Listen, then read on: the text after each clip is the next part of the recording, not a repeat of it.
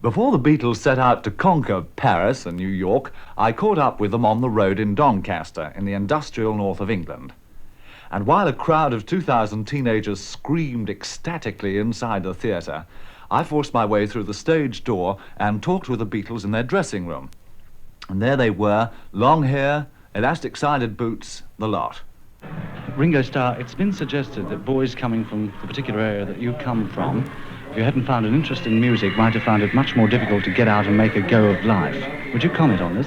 I think it's true, I mean, when I was 16 and that, I used to walk on the road, with the rest of the lads, and we'd have all our draped coats on, and just, we've had a few knocks and that with other rival gangs sort of thing. But then I got the drums, and the bloke next door played a guitar, and I got a job.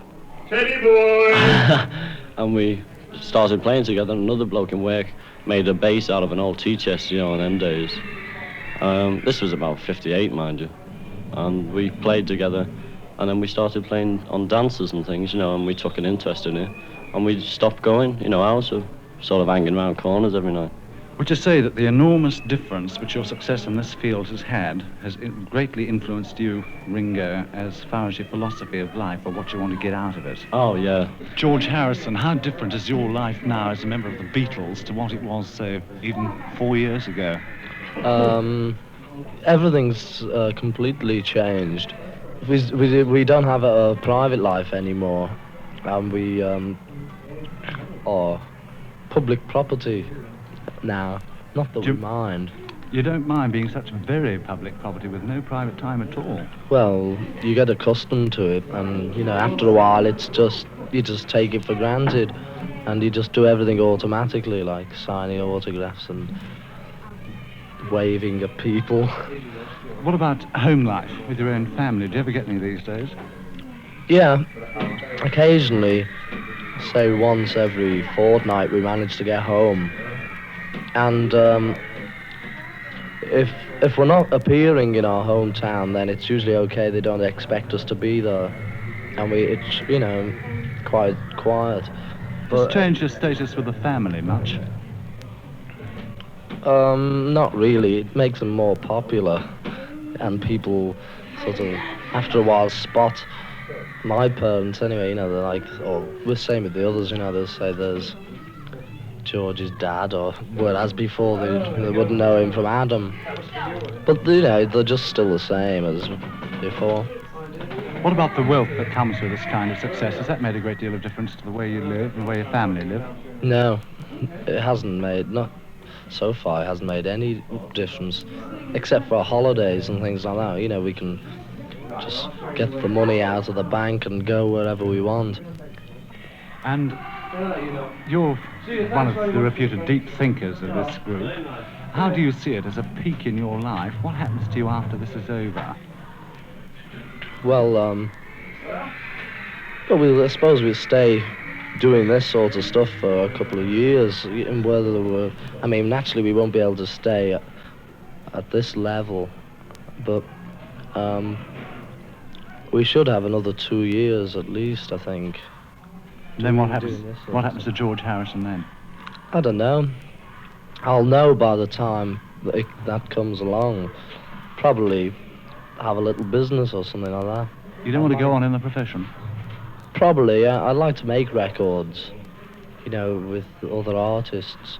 I don't mean perform, I mean as a producer. The technical side. But I don't know, you can't really tell at this stage. Paul McCartney, you're one of the original Beatles. Where did the name Beatles originate? Well, Dibs. John thought of it first of all, just as a name, just for a group, We just didn't have any name. Well, yeah, we did have a name, but we had about 10 of them a week, We didn't like this idea, so we had to settle on one particular name. And John came up with the name Beatles one night. And he sort of explained how it was spelt with an EA, and we said, oh, yes, it's a joke. Since when it's come to represent a large section of the young population called the Beatle people, do people regard yourself as leaders of this particular group?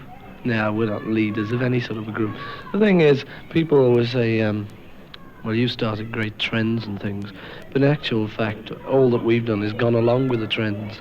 And if in going along with it, we sort of encouraged other people to go along with a couple of our ideas, you know, all very well, but we haven't tried consciously to start anything like a trend, you know.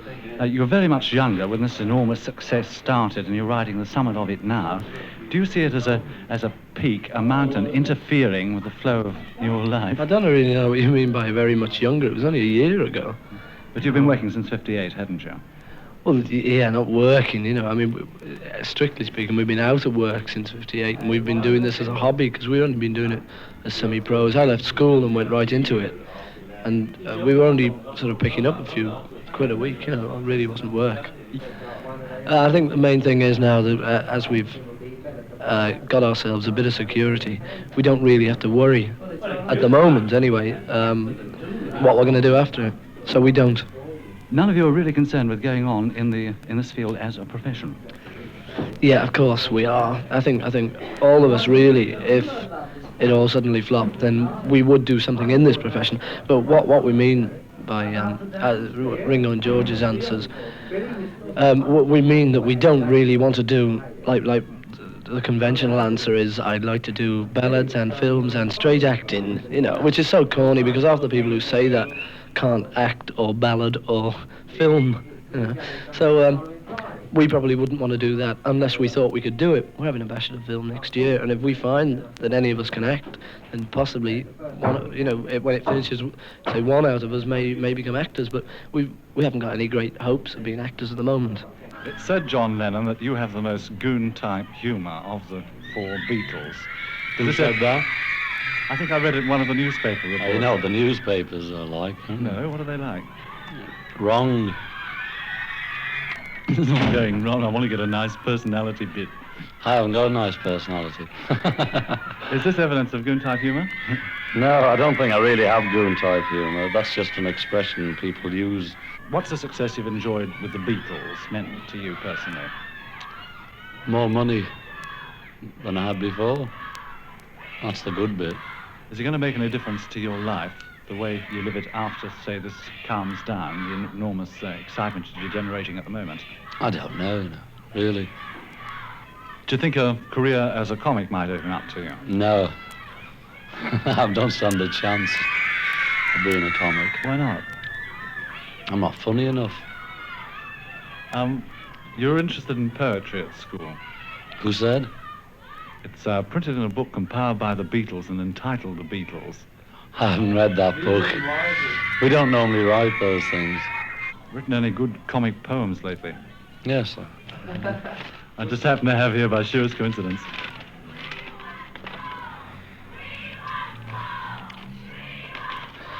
Dressed in my brown... Oh, no, I've lost it. Hold on. I can't read it, I've only just written it. Well, that's how it starts, actually. Dressed in my teen old brown sweater, I easily mixed with the crowd at Neville Club. I see me ho. Soon, all but soon, people acoustic me saying such thing as, "Where the charge, man?"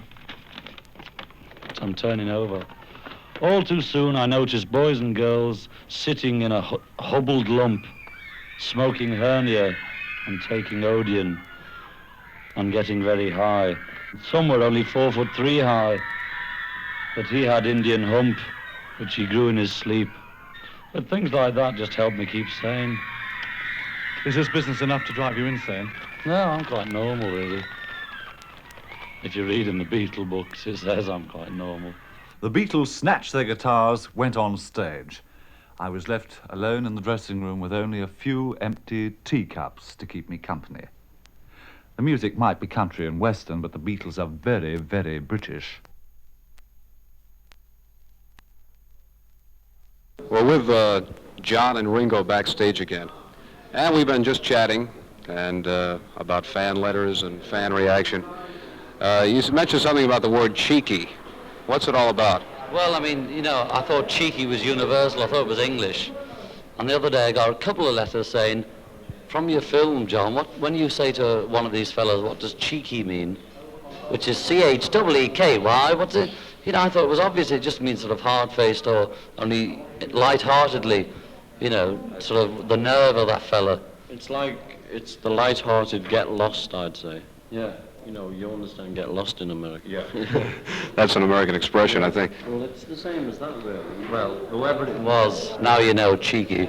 See, the fellow says to me, I say to him, gear costume, which means I admire your costume greatly, and he says swap in a rather effeminate voice, meaning exchange, and I says to him, cheeky, meaning hard-faced naughty boy, you see, because he is, isn't he? I mean, you can tell by the way you look at him. Oh, a very bad boy.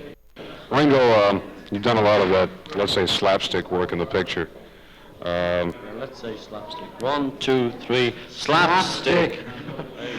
And during the picture itself, would this come natural? Was it a lot of direction involved in this? There was a lot of direction involved, you know. The thing is, we've never sort of learned lines before, you know. And it was, you know, at first it was hard, you know, because we wouldn't sort of learn them the night before like you're supposed to. We'd learn them on the way to the studio and then do them, which I thought was better because it was more sort of natural.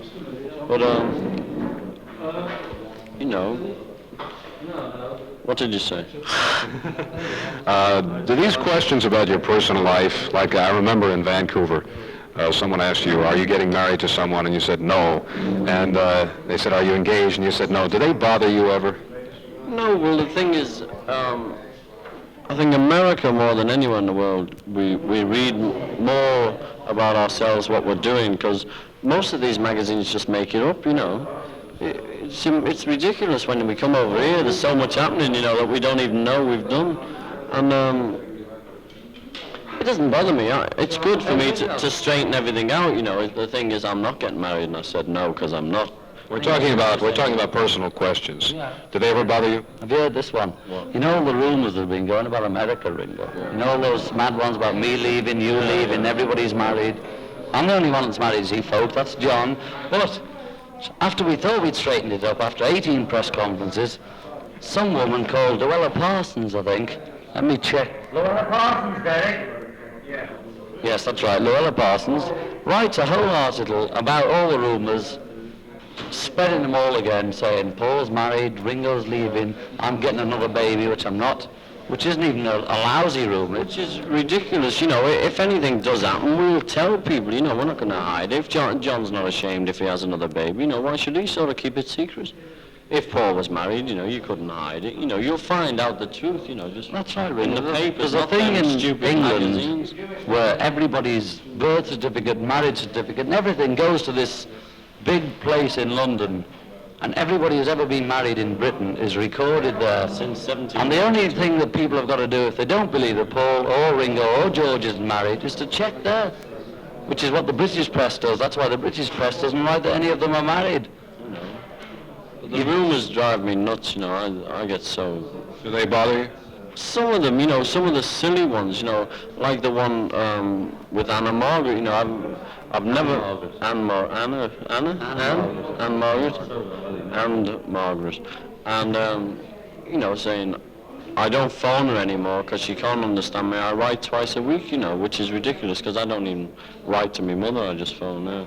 But, I've never met the girl or anything, and then, you know, there's all this big thing, Ringo and Anna Margaret are going steady, and... oh, shut you. There's also this thing about Haley Mills in the paper, too. Haley Mills is the worst one. We went to... Well, you know, I mean, it's so silly anyway. If you are, you know, even if we have a photo with, you know, President Johnson, they'll most probably say we're going steady. It just happened that we went to a party for Anthony Newley, and, you know, he had a party in this club, and we went, and they were there, and I just happened to start talking to her, and someone clicked a photo, and then after that, you know, I'm married off to her, which is silly. Another thing, there was one thing in Los Angeles, an incident which I heard about somebody talking about various parents, families. Do you like when your families are involved in gossip talk? No. When I say families, I don't mean your immediate family, John. I mean parents and relatives and uncles and aunts.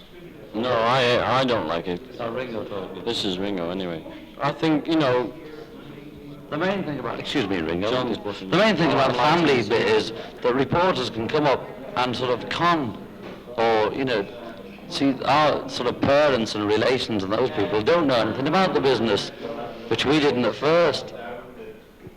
So when a reporter comes up and says, Mrs. Starkey to his mother, Mrs. Grave or whatever they call her, or to Mrs. Harrison, George's mum, she doesn't know what to say, like, no, I don't feel like talking, and they just talk. Yeah, they think, if we don't talk, it may be wrong, and then if we do talk, they can't. Sorry, I didn't give you a line. They can't complete advantage of Larry. Yes, they think, as John said, advantage of them, because they're just sort of in the middle. They don't know what to do, for the best. Well, I've informed mine, finish with it, get out. There's no need for you to talk to reporters about anything, There's another thing the fans say.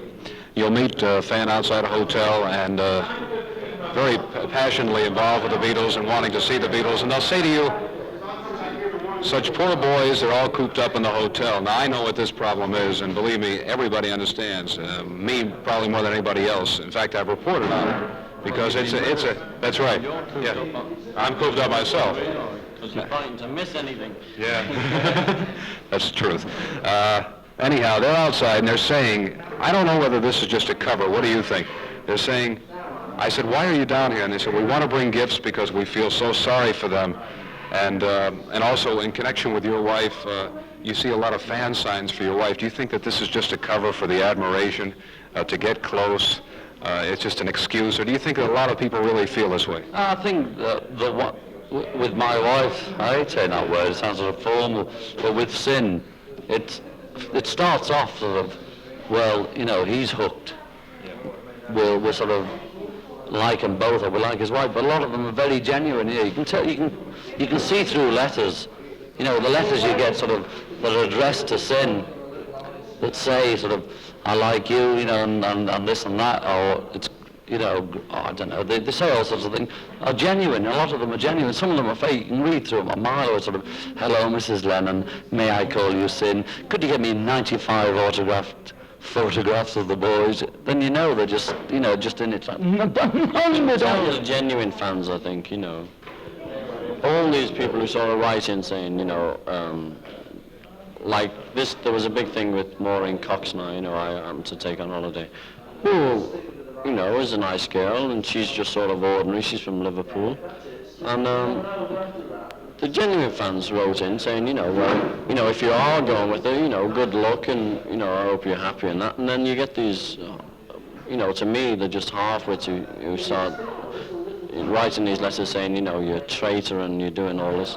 But the thing is, we're human beings and we're allowed to go with girls, If it hadn't have been Maureen, it would have been someone else, You're just like anybody else would be going out and dating. The thing is, the genuine fans know we're ordinary human beings, and we go with girls and things like that. But it's just these people who, I don't know what to call them, they're not really fans, they're just, off their heads. If it is that, apart from me, the others, if they want to go with girls, they should be allowed to go with them. If they don't go with the girls, if they don't go on, that holiday thing that everybody went on was built up into something awful over here. Ringo and Paul went on holiday with a couple of birds, along with an old married couple of around 98. Well, George came 48. Well, past 30. But if they don't, what kind of rumours get round if they don't get seen with the girls? You've got one or the other, they've got to have... Yeah, they go with girls, or you're called a queer, I'll have it on tape, I've been called a queer. People have said, if we sort of don't go with a girl for a couple of weeks, they start saying you're queer, You can't win. That's the drag. Yeah. You mentioned another thing before concerning... We've reported on this quite a bit. Something that's interesting to me is to watch the hotel room like Derek's room, and to watch the people coming in and out, especially one night in New York. I think you dropped in briefly. There were about 40 people in there, and most of them were hardcore imposters. Does this ever bother you when you have people who have no business being around you or pestering you? Does this bother you? Well, all those 40 people that were in Derek, our press agent's room, originally came up with the intention of getting in our room, and all of them come in and they expect free drinks, free food, free anything that's going. You get to know them, you can tell them apart from the others. Some of them are good fun, because they're such clever imposters and con men, you can admire them, but a lot of them are just bums. Silly as well, That's why they're in Derek's room and not in our room, because we got it vetted. Everyone who comes to see us goes through Derek, which is a good thing. Well, as you know, how can we couldn't, if everyone got to our room, you know, we'd have, 100, 200 people in our room, and, you know, all the time, which we couldn't stand, you know. How about saying hello to the people down in Miami land? Hello, people down in Miami land. I hope you're roasting hot and swimming. Ringo? Hello, Miami, and Buddy and his wife and children. You remember Buddy? He was the sergeant, you know, who looked after us when we were in Miami. He's a great fella. And I don't know if you read, we went to his house for dinner. And if anyone wants a good meal, go to Buddy Dresner's, the best cook in the world, his wife. Best cop. Best cop, yeah, but his wife's a cook. I know. And also a little personal message to Buddy, get a job, cop. Which is a personal joke. It's nothing terrible. It's quite funny to us, but it may sound terrible on tape, but it's very nice. You know, Ringo, when you're in a position, John, when you're in a position of stardom, a lot of people ask you controversial questions, such as a letter I received. They ask, what do you think of mixed marriages between religions? I think it's up to the people concerned, you know, if they can take it. It's pretty rough. It's meant to be rougher over here, but it's the same in England. You know, do it? I don't know. I mean, if you love a girl, say you're a, you know, as we call it, Church of England Protestants, and the girl's a Catholic, as long as you love the girl and she loves you. The only thing is that the families get onto you. You're quite happy with the girl, and then her family will start sort of picking on her, saying, well, what are the children going to be, or what religion is he going to change for you? And then your family will say, you'll never have any luck because you're marrying a Catholic and all that. But if you were just left alone, I think there'd be a lot more mixed marriages. But the thing, they break up because of the other people. They never break up because of the, you know, the actual pair. Point it here, Ringo. So I got married before I even knew what religion my wife was. Anyway, I never asked her. I mean, religion is more of a sort of a thing in Britain, like sort of the colour problem is over here, and I just did it without thinking. You know, she could have been anything. Narrow, But it wouldn't have bothered you. That's the thing, you know. Like, it wouldn't bother me to marry get anyone. away with it in show business more, can't it? I hate that word, showbiz. Well, that's what it is, isn't it? Yeah. We're on show all day. Hey, Paul. How you doing? Hello, Larry. Good to see you again. Lovely to see you, yes. Tell me, what do you plan to do besides filming down here? Are you planning leisure time or anything like that? Leisure time. Oh, that's one of those American words. Leisure, you mean? Leisure. You know, swimming. That's it. Nice to hear you speak English. Now, Larry, no, not really. I don't think so, because we have so much time to sort of have to film and all that business. Mostly work and all that. True. 7 days a week. 8 days a week for that week. Hey, John. How are you doing? Did you bring your wife with you along this time or what? Hey. Well, look, all I can say, Larry, is this thing's wide open. Anything can happen, man. Well, The new phrase, have you got it? what is this anything can happen business? Listen, this thing is wide open. Everything could happen, man. It's sort of a new phrase which sums Look, things up. Larry, all I can say is this thing is wide open. Everything can happen, man. That's it. Anything. See the way you said it then? Tell me, when you think back over the last tour, what was your most exciting experience besides interviews with me or anything like that? Meeting Larry Ellis, actually, one of the foremost DJs of America. Larry Kane. No, I didn't like him. Not at all, no, I couldn't stand him. Larry Ellis was the one. This is Larry Kane. Oh, I remember him. No, he was a terrible man. No, couldn't stand him at all. He was from Miami or somewhere. Oh, couldn't stand him. Hello, Larry. When are you getting back to Miami? Well, as soon as possible, but how soon is possible, said he deeply. I don't know, really. Thanks a lot. Larry? We'll be talking to you. Mr. Kane, for you? Okay. George, welcome to Nassau. Hello, Larry, and thank you, and welcome you to Nassau, too. It's good to see you again. Tell me, do you plan any leisure time activities, any swimming or anything like that? You mean, do we plan any leisure time, you mean? Is it leisure time? Leisure time? That's the second time I've been caught on that tonight. Tell me, No, actually, no, we don't get the day off. We're just going to do all the filming as quick as we can. how was the flight from London? Well, like normal flights, very long, and you get tired when you get off because it's long past our bedtime. Tell me, I understand all the stock, when the songs written by the Beatles was purchased in a very short amount of time. Did anybody close to the group purchase any? Did you guys purchase any yourselves? Yeah, well, Ringo and I have got a couple, A couple. Well, naturally, only a couple. but actually lots of other people bought them as well. You're looking forward to making another American tour? Yeah, but I thought you were going to say like the new film. You know, we all only think of things one at a time, and the films now, you know, that's what we're thinking of. But shortly, I think August we're doing the next American tour. Should be good, and we look forward to that after the film. Ringo, welcome to the Bahamas. Thank you, Larry. How are you? It's good to see you again. Good to see you. How does it feel joining We Men of the Married fold? It's quite good. I'm enjoying it. Do you still like it? Oh, it's great. You met my wife. You remember her, Jess? Yeah, I remember. Did you bring your wives down with you this time? No. And tell me, do you plan any trips over to the mainland at all while you're here? I don't think so. We'll be working, you know, every day, so we won't have no time. No leisure time, right? No, because we're even working weekends, you know, which we get off in Britain. Are you looking forward to another American tour? Yeah, we do it soon as well. In this summer, right? August, I believe. And tell me, are you looking? We have some fans here. Is it gonna be as long as the other one, or what? No, it's about 2.5 weeks, I think. Well, it's good to see you again, and welcome to See you, Larry. And I just came over here for a couple of days because we heard you were coming. All the fans in Miami. In fact, I don't know if you're aware of this, but there's a cake in Miami, a wedding cake for you that's something like 6 feet tall. Yeah? It's amazing. Thanks a lot, people. Thanks a lot, Ringo. Okay, thank you. And, you know, give my regards to everyone in Miami and all over America. Thank you. And I haven't changed because I'm married. I'm still nice.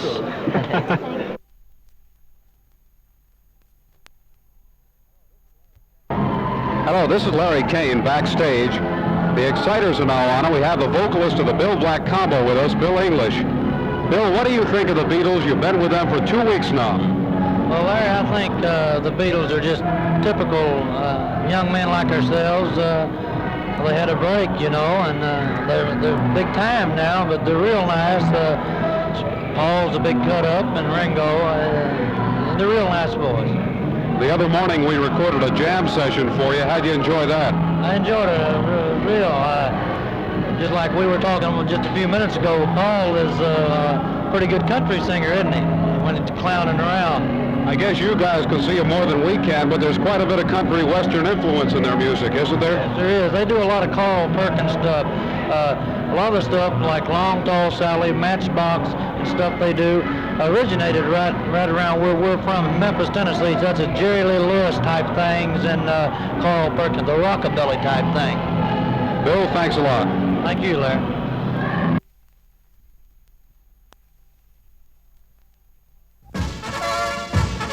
Now it can be told.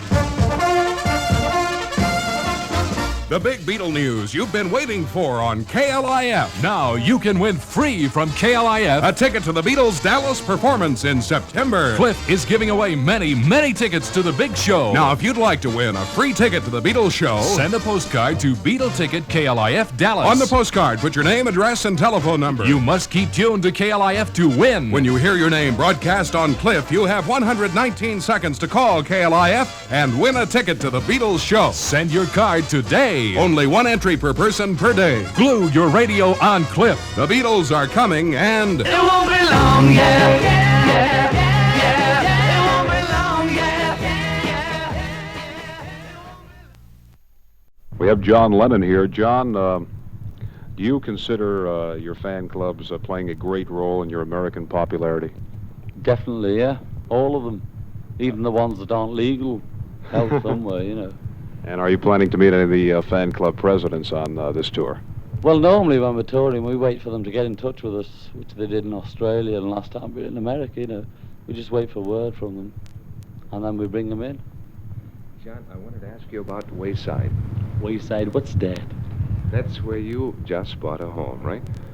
No, it's not. It's Weybridge, Right outside it's called. Weybridge. Weybridge. Right outside of Surrey, England, right? Weybridge, I think it's in Surrey, I'm not sure.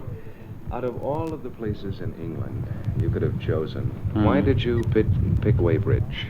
Because it was the nearest at the time when I suddenly decided I'm going to have a house for me and my wife and that. And that was the nearest place to go. Somebody said, there's one up there. And I went and I said, right, I'll have it. You know, and that's all there is to it.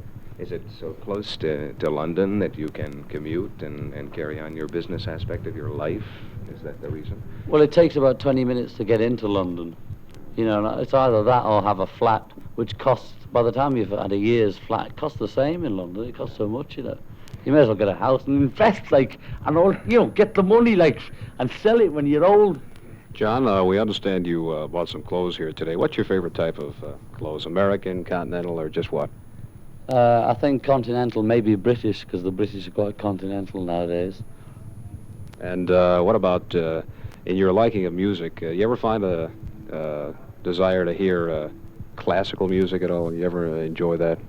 I've enjoyed, you know, bits of classics, but you know, I can't stand the rest, all the bits that come before it and after it. It's not worth listening to as far as I'm concerned. Like, as soon as you hear rock and roll, like, because we're thick. Were you influenced anyway by American music with your genius of writing songs today? Genius, would you say that again, please, genius? Well, I say it because it's so true. Oh, thank you. Everything we do is influenced by American music, you know, and mainly by American colored music, originally by people like Little Richard, but non-colored artists like Elvis, Eddie Cochran, the late, Buddy Holly, the late. Do you still listen to these records, these current American artists? The current ones, Current one, you still... and the old ones we listen to. I've got sort of all the old ones from the old, what I call the old days when rock was sort of raging. How about your oldie but goodie favorite? I've got so many, but one of them is Baby Let's Play House, Elvis Presley. In a situation last night where it was hard to get out of the Coliseum and precautionary measures were taken, you ever get frightened, you know, when kids come over to the car like that? No, we weren't in the car, you know. We never get near enough to getting killed to be frightened, you know. There's enough police around and enough people around all the time. Is this the first time you used an ambulance as a decoy in trying to get out of a Coliseum? Yeah. It is? Mm. Did you find that sort of a caper? Did you enjoy it, you know, coming over like that? It was good, you know, because we all had a laugh in the back of the ambulance. There was about, I think it was about 7 seamen in the sailors, you know, they were all screaming and laughing. Well, what was the purpose of the sailors? I think it was just to hide our heads, you know, because nobody sort of knew we were in the ambulance, I don't think, in the end.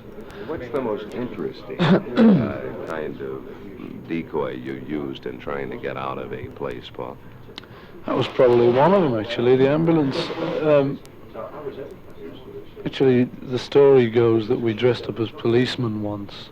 It's not really true, because all we did was we put policemen's hats on and posed for a photograph, but everybody thought we'd dressed up as policemen. So, you know, we just played along with it. It's easier to go along with than deny, you know. But I think that last night the ambulance thing was pretty different. You know. When did the jelly beans business start? Oh, it's about 6 months after we started. It started because of a magazine in an article in a pop magazine, whereby John had been sent some jelly babies. We call them jelly babies because the ones in England are very soft and they're shaped like little babies, you see. He'd been sent some of them and he was eating them or something. And I forget what it was, but the magazine sort of made it up a bit and said, and then George pinched some of John's. And John said, don't pinch mine. And it got, it was a bit of a soft article anyway. And so in the end, people kept sending them in to George saying, well, you won't have to take John's now, George, and then send some more to John saying, well, these will make up for the ones George pinched. And it just got ridiculous in the end, you know. We got millions every day. Then these people started throwing them. Today, we started here in America, the Democratic National Convention. Good luck. In Atlantic City, of course, they're having their battles. But one of the real questions today, entertainment versus politics, is should an entertainer be involved in the political spectrum of his country? What do you think as far as yourself, and if you were in America, or yourself as in politics in England? Well, it depends on the entertainer. You know, the only reason why we never get involved in politics is because we don't know anything about it.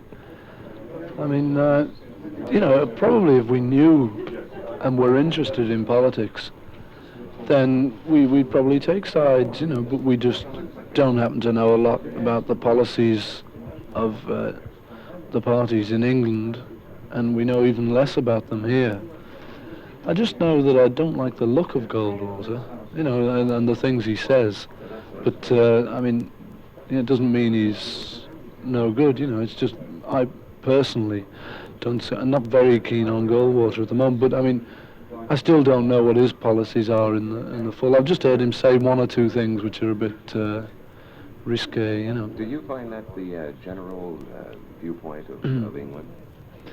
Yeah, it is actually, because it's probably because most of the things that we get over there, like interviews and TV, film and things, that he's saying is sensational things like, you know, the bit about moderation's not a virtue, and extremism is a virtue. No, extremism's no vice, the cause of liberty. Well, that's a bit soft anyway, you know, I think. He should never have said that, and that's the sort of thing that gets back to England. That's the sort of thing that makes people, I think he's generally disliked in England. Getting into another vein, out of all the possibilities for your entertainment, which do you like best? Television, in person like you're doing now? No, the main point about the whole thing is that we like each of the things, each of the different media in a different way. And so it's best when we can do a tour like this, then we can go back and do some TV, and we can do radio now, and do a film after that. Because that's the big point about it, the variety. You know, as long as we keep getting changes, then it all seems fresh. If we were stuck on TV for a year or so, or stuck in films for a couple of years, we'd be right Back up to the eye. with the jelly babies once again. When we talked with you last in Las Vegas, you mentioned the streamers. Would you like a pop magazine or print an article like they did about the jelly babies and try and make a push for streamers here in the United States for the rest of the tour?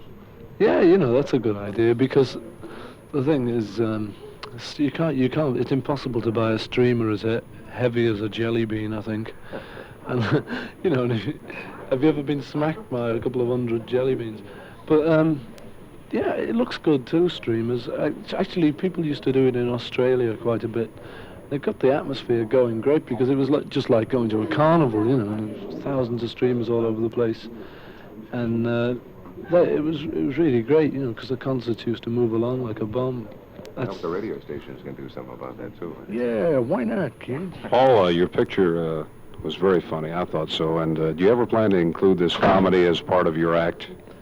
Actually, we used to do a lot more sort of, well, no, not really comedy, but we used to do a lot of talking and a lot more stuff, you know, than we do in the act now, because we can't do as much now, because we can't be heard, you know, for one thing.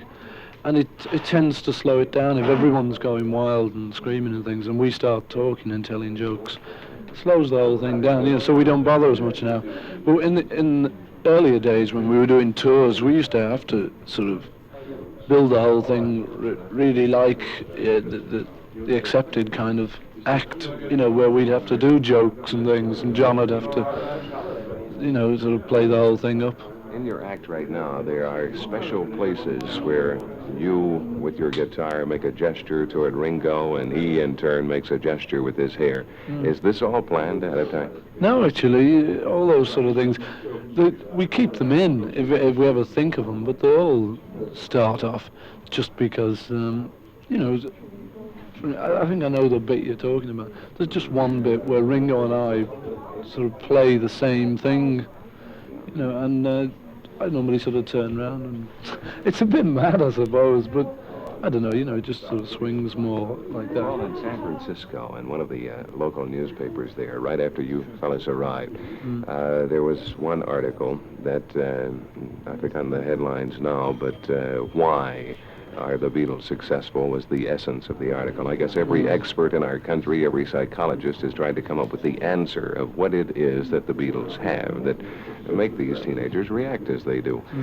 They've used status, group process, a sex symbol, etc., etc. Did you have any idea what it is you have? No, you know, been asked this millions of times, of course, because everybody wants to know.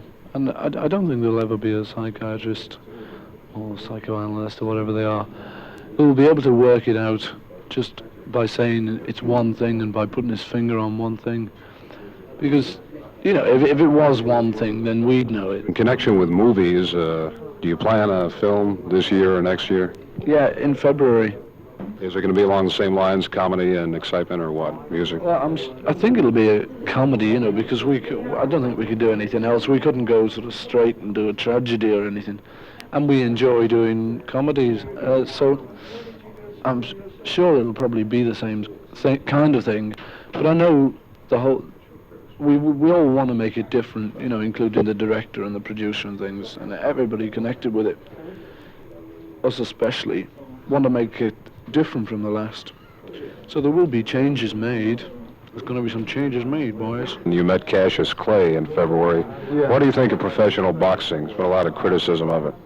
There's a lot of criticism of it. Yeah. I don't mind it myself. I don't know, you know, it's one of these things that there's so many people talk about.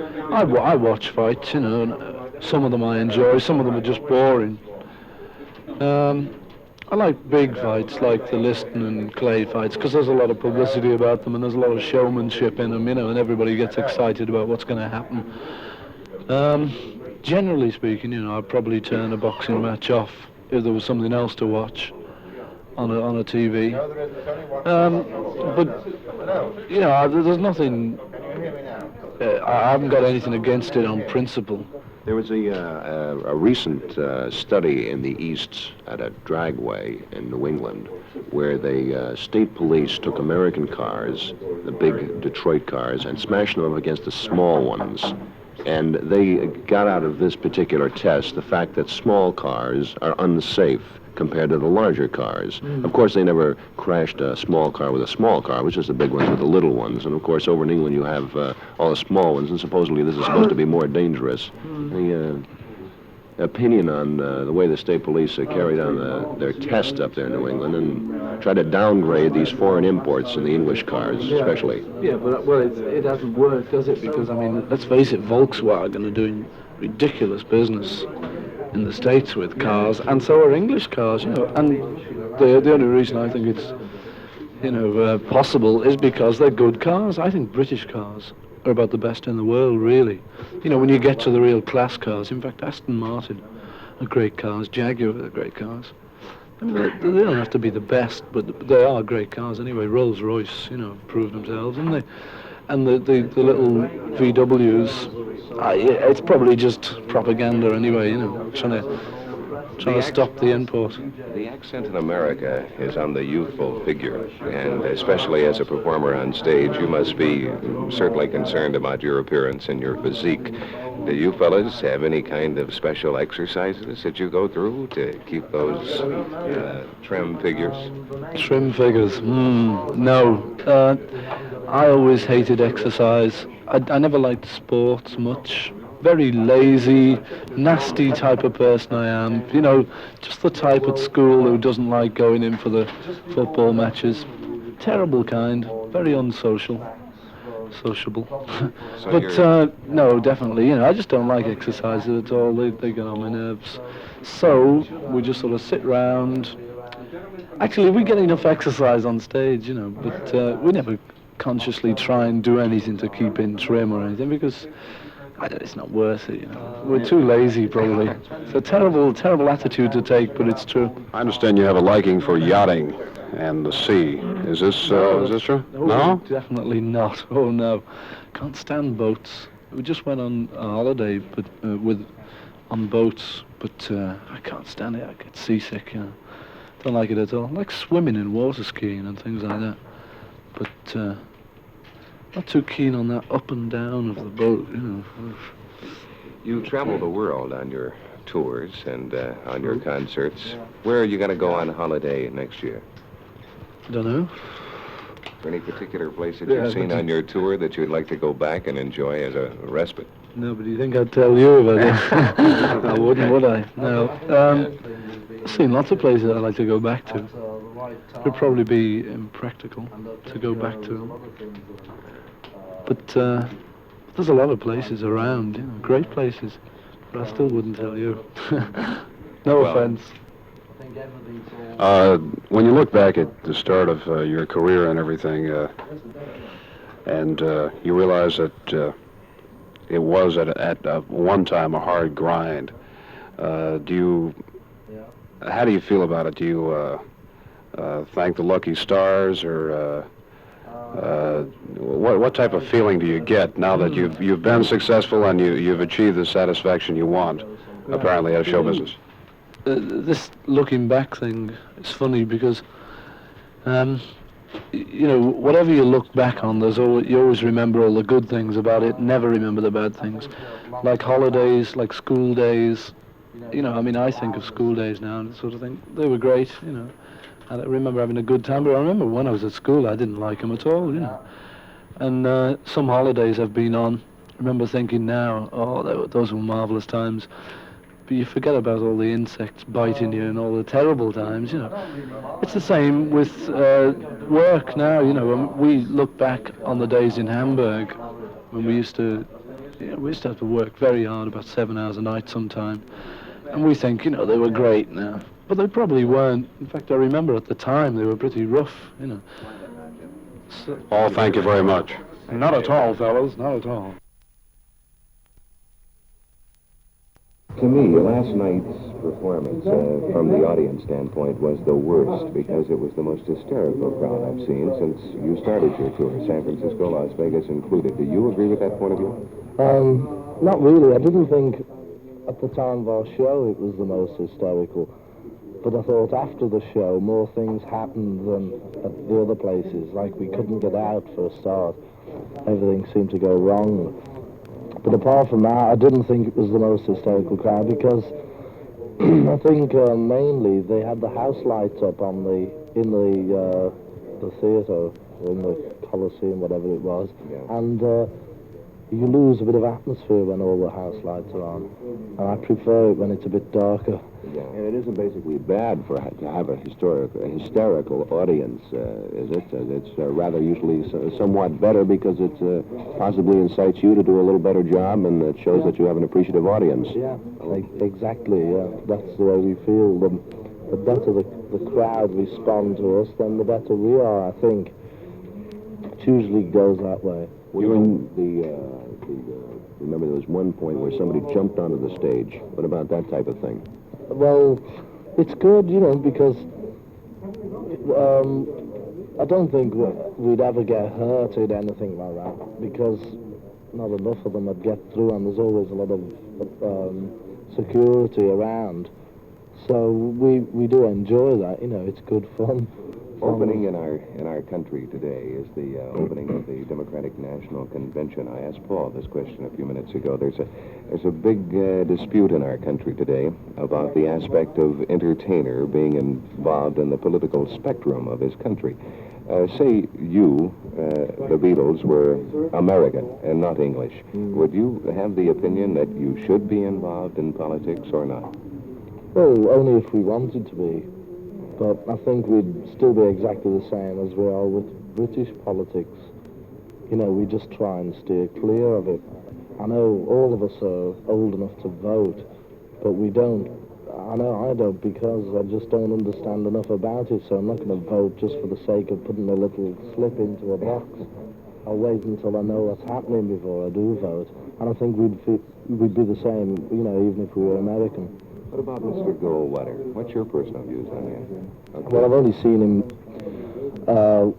you know, they showed us the TV show from Cow Palace. I saw a little bit of that, and he was shouting around, saying about how they should blow up, go and get him, you know. Yeah. Well, I don't exactly agree. I thought he was Goldfinger. Goldfinger? Yeah. I'll vote for James Bond. Don't push the button, eh? Yeah. I'm enjoying it so far, so, you know, let's have a bit of a laugh. George, you've been around the world. You've seen just about all the big cities and the big places that people would like to go on holiday. Where would you like to go back to for your holiday next year? I don't really know. like most places in America I've been to, but I think for any holiday I'd always like to go to somewhere hot. So I think that'd be either Florida or California or somewhere. But I've been to Hawaii too, and I think that's great. But there's no one particular place that, you know, I could put before any other place. No, in fact, for most holidays, I think I'd choose a different place each time just for the sake of seeing something new, even if I did like the place I'd been to previously. Do you like cornflakes too? Yeah, but not as much as it's publicized. George, to climax the conversation, what out of all the records that you've put out is your favorite? Besides the current one. Well, which is a current one? In America, they have about 8 current ones at a time. Well, Hard Day's Night, I understand from our last talk. I like I'll Cry Instead, and If I Fell. I think out of the newer ones, out of the older ones, I think The Other Side of Can't Buy Me Love. You Can't Do That. I like that one. Many of the groups in England you know personally, and you work with in what you call the early days. Do you find any particular resentment because of your success? No, I don't think so. Well, definitely not to our faces, you know. Everyone's very friendly. What they say behind our backs, I don't know. But we've never heard anything. So I think, you know, everyone's still pretty friendly. And at these press conferences here, you know, you mentioned being asked the questions over and over again. How many rings do you wear and everything? Is there anything in the world right now that you would like to express your opinion about? Not to me, but is there anything that you wish you'd be asked? No. No. Not at all. Nothing, I can think of that I can sort of... I asked this to Paul and John. You are a world figure, there's no doubt about it. In fact, somebody wants you to run for president in this country, as you've been asked before. It's a bit of a joke, actually. Is there any way as a young man that you would go about, if you could, to stop war? What would be your method or theory? There's some, people, you can. I just think it's unfair that you get a leader of each country, say, and then they force so many people to go fighting each other, and they don't get touched hardly. It's all the, sort of the young men of the world get shot and bombed and pulled to bits, which is unfair. They should stick them all in I know it sounds silly, but they should stick them all in a boxing ring and let them fight it out or shoot it out themselves, instead of fetching all those innocent bystanders in. We're both in what they call the war baby generation and all that business, and everybody's criticizing current society. I think they've been doing it for years. What do you think of the criticism based upon our society, our young society, let's say? The criticisms such as what? Well, I mean, like, I'm about your age and everything, and there's always this business, these kids are bad. Oh, well, that's gone on for years, because, people are saying, we never did that, and we never had the chances you had, but I was talking to my mother one day, and she said, well, her mother used to say that to her, and she's got over it now. I mean, even she used to say it to me, like, if I had the chances you had and all that, when I was young, but I think that's gone on all the way through life, as far as anyone can remember. The parents have always said, I didn't have that like you have, or, so I just forget that. I just hope I don't end up like that when I'm old with a few kids saying, oh, I didn't have it as easy as you and all that, Yeah, well, this happens all the time. But I just forget about that now, I'm over that bit. Do you ever daydream? I know all of us, there are a million people who'd like to be in your position, but do you ever daydream that you want to be something else? Like I used to, when I was younger, let's say in junior high school, I used to want to be a big football star, and think about it. I've never sort of wished anything like that, like most kids wish to be an engine driver, which is, I don't know if it is big over here, but it's a big thing in England, all the kids want to be train drivers. But I never had any of that, I just keep going. I've always kept going, just rolling along. And how do you like this current tour as far as the press is concerned, with you and without you, the local press and the people traveling with you? How do I think it's going? Yeah, I mean, are you satisfied? Everyone's doing a good job. I don't think anyone's really been too nasty, up to now. Too nasty. Too nasty. I didn't like that. No, they're all okay, you know. I mean, they come into conferences. Like the woman today said, do you like putting the press on? We're not putting them on, really. It's just that the majority expect us to sort of put them down, you know. That's what I've learned. I think if a person did not see you or know you before a press conference, that they might get that impression simply because you guys are so relaxed and so frank. Well, I think that's what it is, you know, because I know in England they're used to people sort of saying, I'm so happy to be here and it's very nice of you and all that. Well, you know, I don't think we say that. I mean, it's nice to be in different cities, but we don't put it on as much as we call them showbiz people, which we're not, you know. You know what showbiz people are. Yeah, stars. Well, you know. But when I say stars, I mean with quotes around them. Yeah, you know, them people who the manager tells them what to say and that, you know, which ours doesn't. We say what we want for ourselves, you know. An amazing contrast was that garden party we had in Hollywood, where, this is just my personal opinion, where you saw many of the stars, and many of them are nice people, but this status thing where everybody's trying to outdo each other. Yeah, and here were the stars, and there were the Beatles, and it was just the biggest act in the world. Yeah. And it was a new generation of talent. It was a naturalness, you know. Yeah. Well, that's, you know, that's Hollywood, I suppose. That's what, you know, we believe in Hollywood, that it's all, well, mostly fake, actually. That's what we think of it. You know, but we don't know too much about it, being English and not living there. That's why I like your picture when I saw it in Atlantic City for the second time. I liked it because I saw on the screen what I've been seeing for several weeks. Yeah. Well, we tried to get as near to what we are as we could, you know, a bit. I mean, some of it was bits we don't do in real life, really, you know, acting and that. We just tried to make it as real as we possibly could, and pieces in it were just part of our lives, you know, which we've had.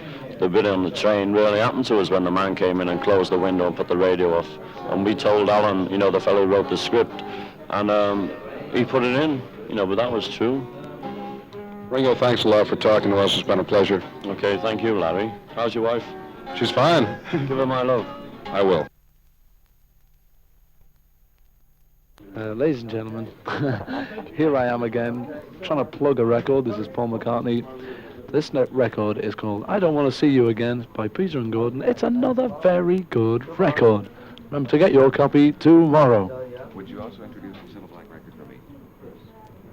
Ladies and gentlemen, introducing that sensational artist, Miss Cilla Black, singing a wonderful number. What a record. It's for you. Thank you, Paul.